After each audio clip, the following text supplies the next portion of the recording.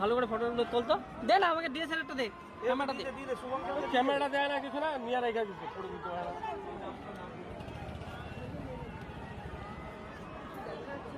পরিষ্কার দেখা যাচ্ছে রে। আমি পাঠিয়ে দেবো। আমি ভিডিও করছি। করে রেখেছিস তুই, দেখ এটাকে ফোকাসই হচ্ছে না। আমি কিছু করিনি ওটা। তোর ভিডিও থেকে ভালো করে দেখতে পাচ্ছি চোখের থেকে বেশি।